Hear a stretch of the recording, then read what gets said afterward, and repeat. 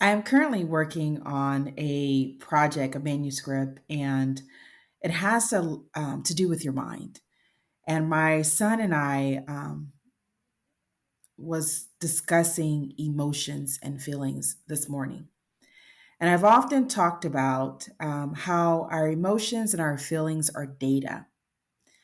They are not there to diagnose us or to give us another identity, but it is something that we are to observe and to assess, where did that come from?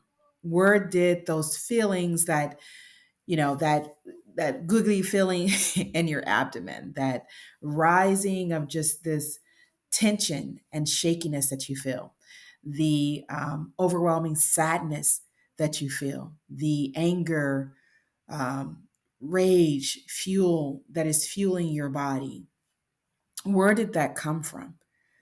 And it is something that was picked up along the way. And many adults in this world, we're walking around with unhealed wounds. We're walking around with interpretations of events that are causing often chronic health conditions, chronic preventative health conditions that are causing mental turmoil, spiritual turmoil, not believing that our lives have meaning and purpose, believing in the vision of our lives, that we are all here to serve a divine purpose, which is to reflect the truth.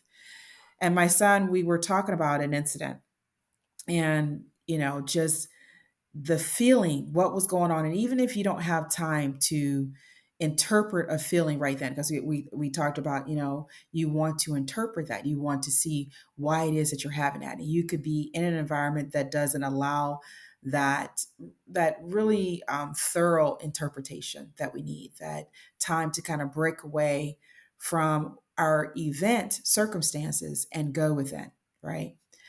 And so you want to allow time for that at some other point during the day. Like, often after I go to sleep and after I wake up in the morning, after a restful, sleep, there are things that come to me, about, an event and how I was feeling and what was going on inside of me. And it is a great time early in the morning to allow your inner wisdom, the creator, intuition, whatever you may call this, to actually come forth and to give you insight on what's going on what you need to release, and helping you to reinterpret an event or an experience that is more in alignment with your truth, right? And I'm not talking about prettying up a story or making things happen that didn't happen, but I'm talking about freeing yourself from your emotions and feelings. I'm talking about self mastery. I'm talking about reducing the chances of projecting our unhealed wounds onto others. Often when we go through things and we don't acknowledge those emotions and feelings, those seeds, those weeds that we've allowed to come into our inner garden, we can start looking at everything in our life, start blaming things and going back years and say, you did this, and, I'm mad about this now too. And just really, reinforcing those negative thoughts inside of us. And then we start projecting, whether it's physical or verbal, our pain onto other people. And we don't have to live that way. There is another way. And that way is through self mastery. That way is through observation. That way is through self reflection, internalization, because every experience, I believe, is for us. And it's so easy to start looking at other people. If it wasn't for you, I wouldn't have experienced this. Well, if it wasn't for them, they would not have caused you to say, okay, I allowed this to happen to me. Why? So when they say pain can be your greatest teacher, it is to teach you where you have veered from your truth, where you have allowed other people to impress upon you an identity that doesn't match who you really are. And so when I think of experience, and I tell you, as children, it's so much easier, I think, to see the truth um, when we can help ground our children in understanding their emotions and feelings, understanding when anger comes to visit you, that anger can't come in your house and you're in a garden unless you invite it in. Anxiety cannot come in unless you say, hey, come in. You're welcome to stay. And there's something within us that says that it's okay for them to stay. It's something within us that invites them to come and live with us, right? So it's always about, and I had posted something earlier this week, the man in the mirror. You remember Michael Jackson's song. It's all about looking at the person in the mirror. What have I allowed to come in my life? Why am I feeling nervousness? Why am I feeling afraid? Why am I having this feeling depressed? Why am I having constant thoughts of an event that is leaving me frozen? And it will boil down to that we are allowing emotions and feelings to master us instead of mastering them. We weren't born to be slave to our emotions and feelings. We were not created to forget that our lives have meaning and purpose. We are more powerful, as the Course of Miracles says, we are more powerful than we know. And yes, that, if you allow it, can bring about fear, or it can bring a sense of freedom.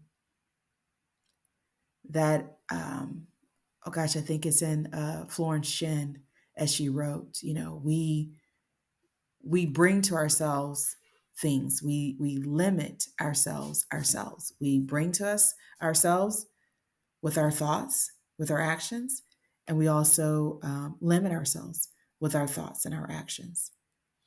And whether it's all of it is self-imposed when you think about it. Whether we have the thoughts ourselves or we've allowed others to drop their seed thoughts inside of us. At every point we have fertile soil. We have fertile soil with love. We have fertile soil with fear, pain. And the end result of our internal garden, the end result of the harvest, the end result of the product, which is us, our entire being, is going to be what we constantly feed ourselves. Whether what we take in, just assume for ourselves, or what we allow people to give us. And so breaking the cycle of pain, again, is about getting to those thoughts that created it in the first place. And we cannot blame, honestly, anyone for our thoughts. We have to be responsible and accountable for what we have accrued over time. And when we when we acknowledge, when we say, okay, regardless of what someone did or didn't do, said or didn't say, I am still accountable for myself.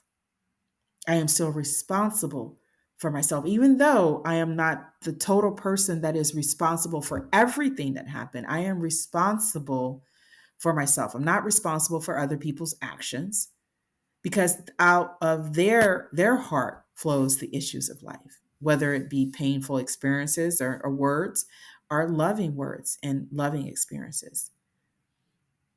So this, as you know, on Wednesday, Thursdays, I do the Seeds We Plant series. And those seeds are those emotions and feelings. Because experiences, when you think about experiences, you can have two people go through the same experience, and those two people will have a different interpretation. And it's because of how they perceived the experience. It's because of them, one person remembering who they are, and remembering that no experiences define them, remembering that they learn, they have life lessons, they learn from that experience, and they take that experience to, they take what they learn to the next experience, versus having someone that believes the world is against them, believe there's nothing to learn, and that it's all on the other person. So again, it's about our interpretation of this data that we receive. The emotions and feelings that we have that rise up within us are often, you know, they are there for us to delve deep and say, why is this happening? And we wait patiently for a response, because I do believe if we ask, we shall receive. That if we send it out into the universe and say, okay, why am I feeling this way? The answer can do nothing but come to you. And often it's when you least expect it. And so, times of self reflection, times of releasing others from blame, and really going within and making those internal changes to bring about a generational cycle of love. We don't have to spute our pain to our children or to other people, because we're just continuing the cycle.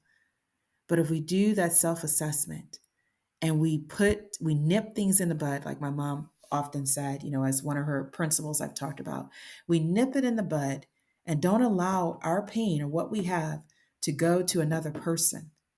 We have just broken that cycle of pain.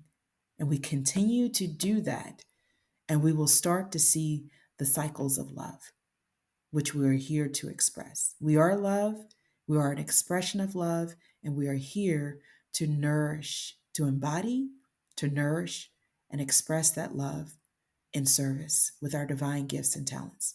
I'll talk to you guys soon. Take care of yourself. As always, make this lifetime great.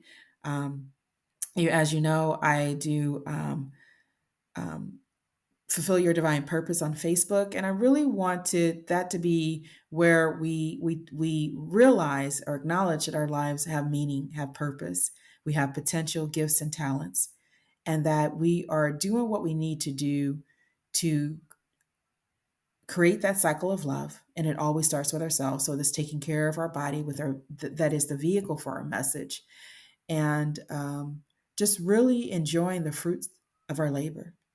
So, all right, I'll talk to you guys soon. Take care of yourself. Again, as always, make this lifetime great, because you still can. You are here to make the difference, to be the difference.